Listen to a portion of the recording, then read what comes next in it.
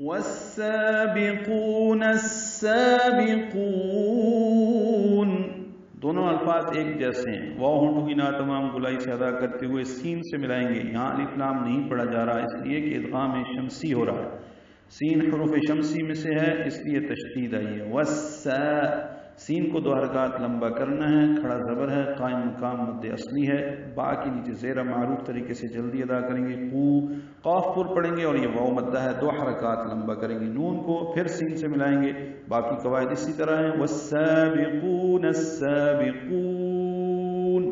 ہم نے وقفاً آخر میں قاف کو لمبا کیا ہے. قاف پر ہے، واو مدہ ہے، اس کے بعد نون ساکن کر رہے ہیں وقفاً، تو یہ مد عارض للسکون بنی ہے، مد وقفی بنی ہے. ہم نے اس کو لمبا کیا ہے. لیکن اگر ملا کر پڑھیں گے تو دونوں الفاظ ایک جیسے ہیں. فرق کیا ہے؟ شروع میں واو کو سین سے ملانا ہے، پھر نون کو سین سے ملانا ہے. تو والسابقون السابقون اولئک المقربون، ملانے کی صورت یہ بنتی ہے. اولئک میں حمزہ کو اقصی حلق سے ادا کریں گے، جلدی اور معروف پڑھیں گے. لام پر مد متصلہ کھڑا زبر کے بعد حمزہ ایک ہی کلمے میں آنے کی وجہ سے کاف باریک ہے اور اس کو المقربون کے لام سے ملا دیں گے. یہاں پہ اظہار قمری ہو رہا ہے، یہ لام پڑھا جا رہا ہے کیونکہ میم حروف قمری میں سے ہے. قاف پر ہے، را پر ہے، بون میں با کو لمبا کریں گے وقفاً. اولئک المقربون، یہ مد عارض سکون بنائیے. ملانا ہو تو اولئک المقربون فی جنات النعیم.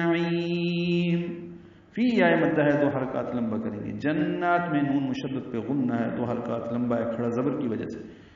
جنت النعیم نہیں ہے، یہاں پہ کھڑا زبر ہے، نات ہے. جنات جنت کی جمع ہے جنات. تا کو النعیم کے نون سے ملا دیں گے. ادغام شمسی ہے، غنہ ہوگا کیونکہ نون مشدد ہے. جب بھی نون مشدد ہوگا غنہ ہوگا. جن یہ بھی غنہ ہے، تن یہ بھی غنہ ہے.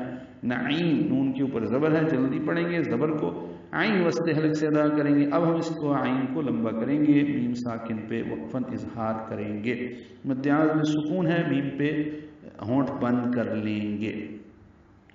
اور نیکی کے کاموں میں یعنی کار خیر میں آگے رہنے والے ہی اس روز بھی آگے رہنے والے ہوں گے. وہی مقربین ہوں گے، وہی نعمتوں والی جنتوں میں رہیں گے.